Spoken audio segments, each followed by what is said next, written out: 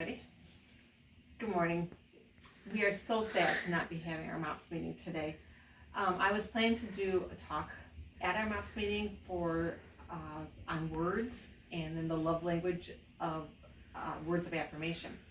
And the other day I was reading in Proverbs, and it's Proverbs 16:24 says, "Pleasant words are a honeycomb, sweet to the soul and healing to the bones." So our words are powerful, even deep enough to go to the bones. And there's a song by Hawk Nelson that's called Words. And it says, "They've made me feel like a prisoner. They've made me feel set free. They've made me feel like a criminal. They've made me feel like a king. They've lifted my heart to places I'd never been. And they've dragged me down back to where I began." Words can build you up. Words can break you down. Start a fire in your heart or put it out. Let my words be life. Let my words be truth. I don't want to say a word unless it points the world back to you. You can heal the heartache, speak over the fear. Guide your voice is the only thing we need to hear. Words can build you up. Words can break you down. Start a fire in your heart or put it out. Let my words be life. Let my words be truth. I don't want to say a word unless it points the world back to you. That's definitely my prayer, is that my words will help others to see Jesus and that I can be a builder and build others up. There's also an acrostic that I've seen that says, think. And it says, before you speak, think. T is for, is it true? H, is it helpful? I, is it inspiring? I can't read backwards. N, is it necessary? And K, is it kind? In 1992, Gary Chapman wrote the book, The 5 Love Languages, and it has since been written for children, for couples, for teens, and even for the workplace. It's a very interesting book with very interesting concepts, and the book talks about how there's different ways of expressing and receiving love, and they are words of affirmation, physical touch, quality time, acts of service, and gifts. So words of affirmation, this one is mine. So words that are said, and whether good or bad, and even just a thank you or a please goes a long way for me. Physical touch, I also like this one too. I like holding hands with Lauren and hugs from my family. I can remember when Molly was little, she would snuggle right up to me while we were watching a TV show, very much one of her love languages. Then quality time, spending time with each other. It can be reading to your child or doing an activity together. Acts of service. This is one of Lauren's love languages, and I asked him a long time ago, I said, how can I show you that I love you through acts of service? At that time, we had one of those plastic tea jugs in our refrigerator, and he says, you can show me you love me by keeping the tea jug full. And I'm like, wow, that seems kind of easy, but it would seem that it kind of an insignificant thing to me, but that would show him love. Gifts. So this one is kind of hard for me because I'm not a gifts person. I feel good if I can remember to get a gift for somebody, but a lot of times the person whose love language is gifts, even in the presentation of the gift, the bow, the wrapping, all that kind of stuff, and I feel bad because that's not my gift at all. So many times how you show love to others is probably your love language. If you give hugs and if you tell people that you love them, things like that, then more than likely those are your kind of love languages. There's a story, and it's called A Perfect Gift for Peyton, and this is also by Gary Chapman and Rick Osborne, but it talks about the 5 love languages in children, and in the back there's even a quiz of how to tell what your children's love languages are, and it's a cute little story. And then there's another book here called What Love Looks Like, and so I'll just read you the part on words of affirmation, because that's what I'm going to talk about here. But it says, did you know that everyone needs to feel loved, whether it be a little baby, your mom and dad, the leader of a country, a hero, or even a beautiful princess? Everyone needs to know they are loved. There are lots of things we do to show others that we love and appreciate them. People experience love in many different ways. Let's have a look together at some of the things that make people feel loved. Words of affirmation. Some people feel loved and valued the most when people say kind words to or about them. I know my dad loves me because he always says, I love you, and calls me his princess. He reminds me that I'm beautiful and special by the way he talks to me. I love to receive special notes from my friends and to hear my teacher tell me I've done a good job. It makes me feel good inside when people say nice things to me. Many people really care about the words others say and can be very hurt when unkind words are said about them. That's why we try to use words that encourage and not words that could be hurtful. Are you a good encourager? There's also acts of service. Some people really appreciate the kind and helpful things that others do for them. It could be cooking, cleaning, helping, fixing, or building. These can be acts of love. My mom does lots of things for our family because she loves us. She cooks yummy food and always helps me when I need it. Sometimes I help her hang out the washing because I love her so much. My dad helped me build a tree house and fix my bike when it didn't work. Sometimes he helps me build great things with blocks. I know he loves me very much. People can feel forgotten and unloved if they need help but no one notices or seems to care. Look for ways you can show love by doing something helpful for someone else. Do you appreciate the kind things people do for you? Oh. Physical touch. Some people feel especially loved when they are touched in a friendly or loving way. This may be a pat on the back, a high five, or a hug, while others prefer to keep to themselves. I feel loved by my dad when he takes me for rides on his back and shoulders. We like to wrestle together and he gives the best bear hugs. I like to be close to him. I know my mom loves me because she gives me lots of hugs and kisses. I like to snuggle close with her when we read stories together. I feel safe, cozy, and warm in her arms. People who like a friendly touch can feel very sad or hurt if someone hits, kicks, or pushes them away. That's why it's important that we only touch people in a friendly way that makes them feel safe and comfortable. Do you love giving cuddles to your family and friends? Quality time. Some people just like to be with the ones they love and feel special with others. Some people just like to be with the ones they love and feel special when others want to be around them. I enjoy going to cafes with my big sister. I like talking to her about all sorts of things. I feel loved and special when she spends time with me. Gifts. Most of us like presents, but some people feel especially loved when they receive a gift.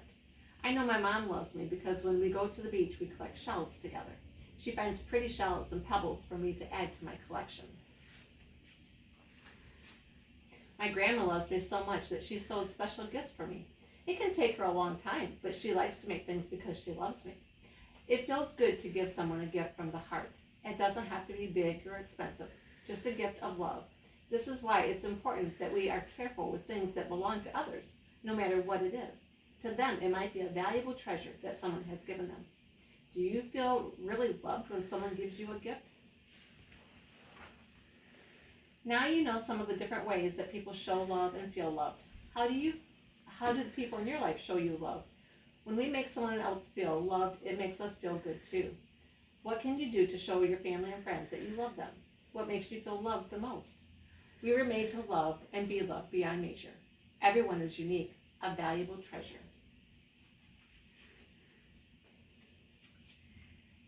So the one I want to talk about most is words of affirmation. Words are not just spoken. Our tone and body language and facial expressions go hand in hand with the actual words. Think about how you talk to a dog. You can say to a dog, "You're such a good dog," and its tail will wag and its body will probably shake all over. But you could probably say this, you could probably go and say, "You're such a dumb dog." And the same thing would happen because of your expression and your body language. And your body language is such a big portion of speaking or of communication, actually. But you could say to a person, "I am so happy for you," with a very flat tone and expression. And it probably is not going to mean as much as if you would say, "I am so happy for you." The difference tells a lot with what we mean in our words. And ironically, kids can pick up on that very much. Our words need to be sincere and genuine. You need to praise the child, not just for the end result, but for the process. Maybe you could praise them for how well and the time they took in picking up the room and making the house look nice or their room look nice. For sticking with the job, and you can thank them for working well with their brothers and getting the room picked up. Praise kids for their kindness to others. Praise them for their behavior and their attitudes. Good attitudes, that is. praise them for the good choices that they make. So our words are powerful and meaningful. And like we said in the verse, it can even go to the very bones of our body. But words are the love language of words of affirmation isn't just the spoken word, it's also in the written word. My guess is that if words of affirmation is your love language, that you probably have even saved a card that somebody has given you. I know I have. Tucked away on the Bible cover, and in my Bible cover, I have a note that was given to me like a year ago of someone appreciating something that I had done. And so that was very special to me to keep that.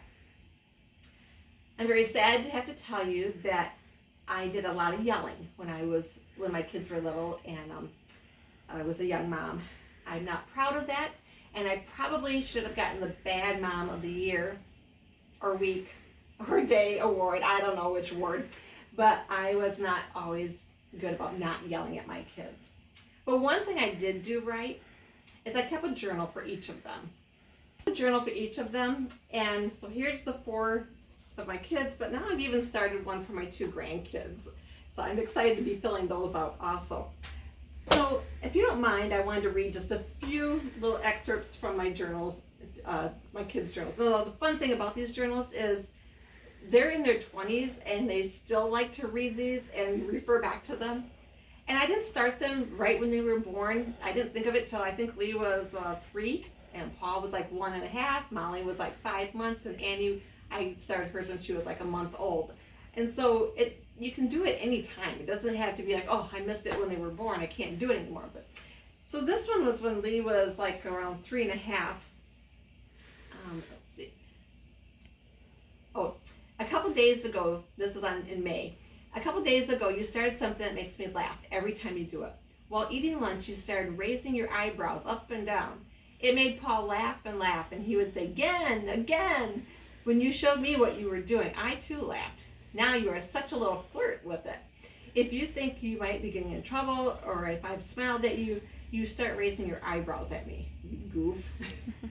Another entry was, tonight you are spending the night, a week or so ago, I fell near the garden when I was going to the garden to get Paul out of it. You were concerned, and a day or so later, you came and told me Paul was in the garden again. So I was going out there, and you said, Mom, don't fall again. Here, take my hand. And you held my hand all the way to the garden. You are so cute. And then Paul, he was our mischievous one, and he could get into lots of trouble sometimes when he was little. But I tried to keep my journals positive for the most part. I mean, there might be some places in here that says, Paul, you've been a little stinker today or something. But for the most part, I tried to keep them positive. Because like I said, they like to read back on them, so you don't want them to think that they were all bad. This one was in the February of 2001. And so he was like 3.5. Oh, Paul, you are usually so good about complimenting me. You say, good supper, Mom, often. Tonight I was getting ready for the church Valentine dinner. I had a purple dress on, was putting my makeup on. You said, you look beautiful, Mom. And then Lee said, yeah, pretty like a star. And you said, pretty like a pancake. Oh, Paul, let me tell you, your words might not always charm a girl, but your thoughts and smile and laugh will. And then this one, this past Sunday was your birthday. We had a party for you at Grandpa and Grandma Stein's with Grandpa and Grandma Cole on Friday night. Sunday morning before church, Daddy put your new bike on the cement, and you were happy about that. After church, though, you were upset and sat on the top of the stairs declaring it was not your birthday and that you weren't turning 6. I said, well, it is your birthday and you are 6, but if you don't want to, that's okay. You said, okay, I'll be 6, but it's not my birthday. I don't see the party and I don't see my friends. You could be a little dramatic.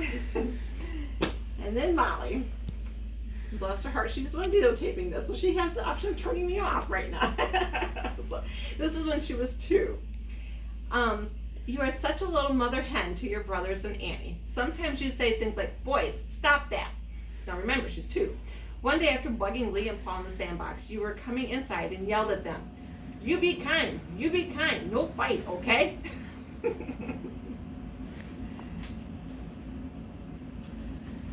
This one, she was 4. Oh, Molly, you pick up on things so well. We talk quite a bit about needing protein instead of just chips, etc. You can name off several things with protein in them, like meat, peanut butter, milk, and eggs. The other day I was reading some Bible stories to you, and one was about Jesus feeding the 5,000 with the loaves of bread and the fish. You acted put out and said, Jesus didn't even give them any protein. I just cracked up. I guess I didn't mention that fish was part of the protein group. So these are fun things to write down because, believe me, you won't remember them later, but it's fun to read back on them. And this one was Annie's. Let's see what we have here. She was 2.5. Oh, Annie, the other night you talked kind of naughty to Daddy, and he told you to say you were sorry. So he said, say you're sorry. And you said no. Daddy again said, say you're sorry. And you said, no, me, Annie. This one, she was 5.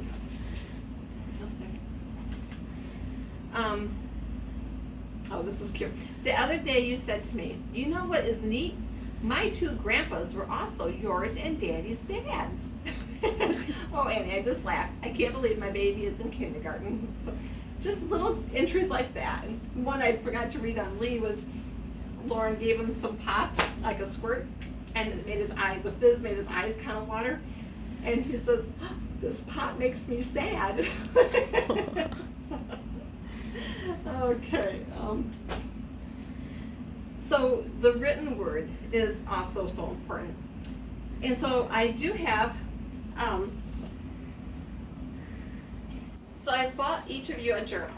And if you want to use it for writing in for your kids type of thing, or if you want to make it just a grateful journal and write down things that you're thankful for every day or every couple days. Because gratefulness goes a long way of helping us feel better.